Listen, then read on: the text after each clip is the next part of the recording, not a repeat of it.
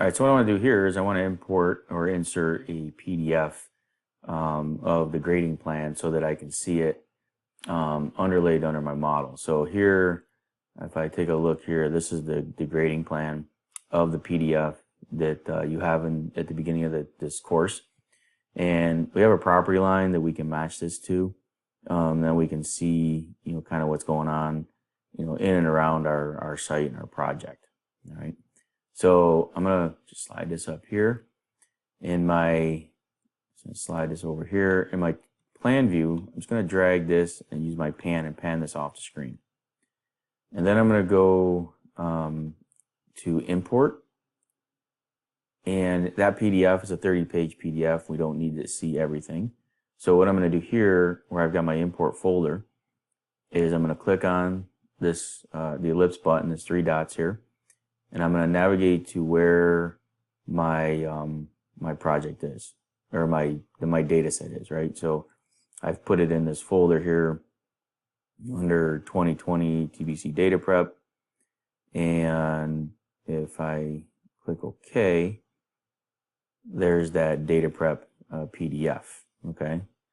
So I only need, like I said, to see page 6. So I'm going to click on page 6. I can set the DPI.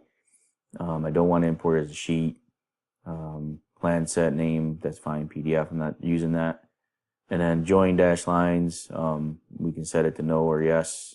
Go ahead and click on yes. I'm not importing this, I'm importing it, but I'm not going to import the vector data. I don't need the data because I have the CAD data, but I am going to import the image. So I'm going to click on that. It's going to extract that image out of that 30-page PDF for me. And now I'm going to be able to place it. Now, it comes in initially with known distance or bearing. Now, I will actually want to geo-reference the PDF. So what I can do here is I can apply a clipping rectangle. So if I don't want to see any of this, I could put that in here as a rectangle, basically picking the upper left corner and the lower right corner, and then the PDF will be clipped out into this area. Now I don't want to do that. I actually want to see my notes just to make sure that I have everything. That way I don't have to go back to the PDF. Now I'm going to pick a pixel and a location. Now one of the things that we did earlier was we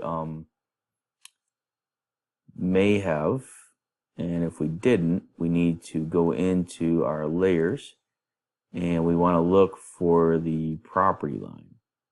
So if we come down here and let's see, do we have the property line?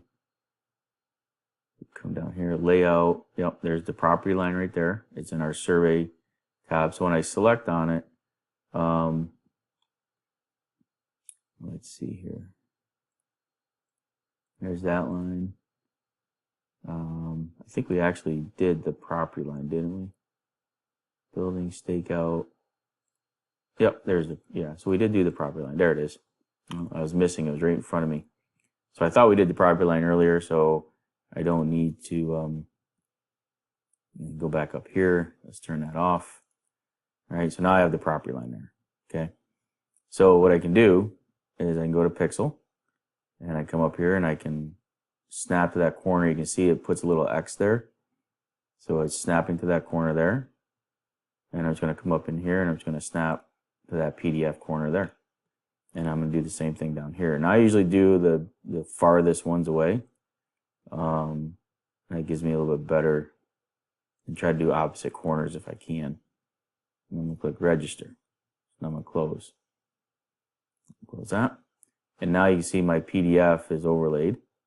And I can come in here and look to make sure, and I've got some slope arrows and stuff, so I can use the PDF kind of as a guide to determine, did I get everything that needed to get done, what's happening out here, how is it tying into the surface out here. So what we're going to do next is we're going to go ahead and build the surface, and we're going to have to do some cleanup on it as well, but that's importing the PDF.